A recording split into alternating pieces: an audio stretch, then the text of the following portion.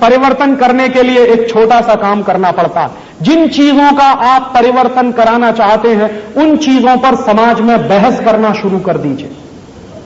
हमारे देश में पता है क्या कहते हैं? भारतीय संस्कृति और परंपरा में यह कहा जाता है कि शब्द ब्रह्म है, इसलिए उसको समझकर बोलिए। माने क्या है? शब्द में बहुत शक्ति।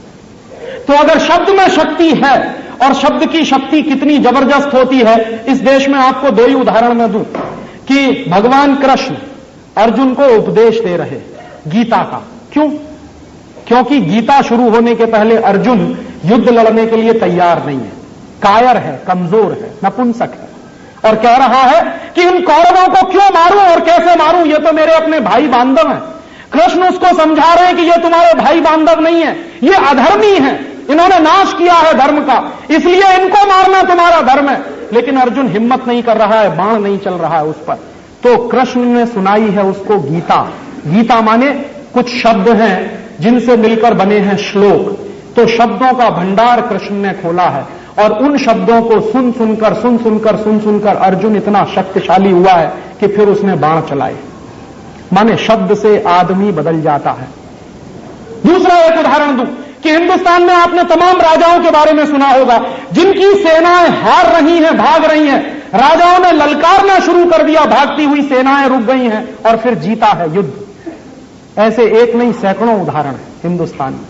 तो शब्द हैं जिनको आप इस्तेमाल करना अगर सीख जाएं तो हिंदुस्तान में बड़े बड़े परिवर्तन हो जाते हैं। और सिर्फ हिंदुस्तान ही नहीं, दुनिया में बड़े बड़े परिवर्तन हो जाते हैं।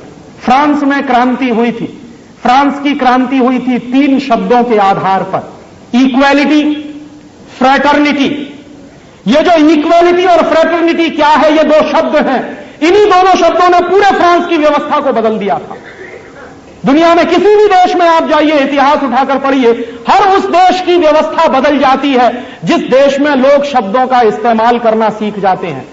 तो आप इस देश की व्यवस्थाओं को अगर बदलने के लिए तैयार हैं और आपको लगता है कि जो कुछ चल रहा है वो सत्यानाशी है, अत्याचारी है, हम इसको अब बर्दाश्त नहीं करेंगे, तो आप इसको कहना शुरू करिए।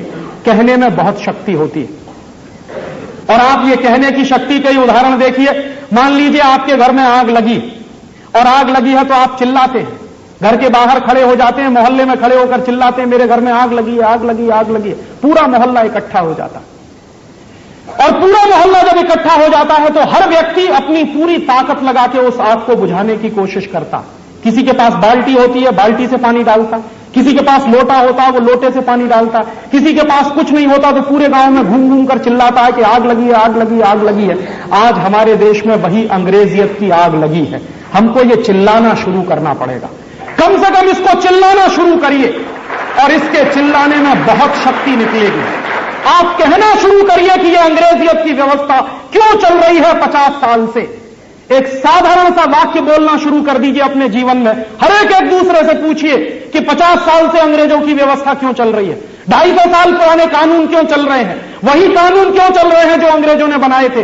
ये बातें जब घूमने लगेंगी पूरे भारतीय परिवेश में, तो इन बातों में से शक्ति पैदा होगी, और वही शक्ति व्यवस्था परिवर्तन के काम में आएगी। लेकिन व्यवस्था परिवर्तन तब होता है जब आदमी अपना परिवर्तन पहले करे। शब्द में शक्ति तब पैदा होती है कि जिस शब्द को आप बोल रहे हैं उसका आचरण आपके जीवन में है कि नहीं है। अगर आप अपने जीवन में आचरण नहीं करते और वो शब्द बोलेंगे तो आप हो जाएंगे हिप्पोक्रेट, जैसे आज के नेता हैं। वो जो कुछ बोलते हैं वही अपने जीवन में कभी धारण नहीं करते। तो चूंकि वो जीवन में धारण नहीं करते, इसलिए उसमें कोई शक्ति नहीं है। तो आप अगर शब्दों को बोलना शुरू कर रहे हैं तो पहले अपने जीवन में धारण करिए।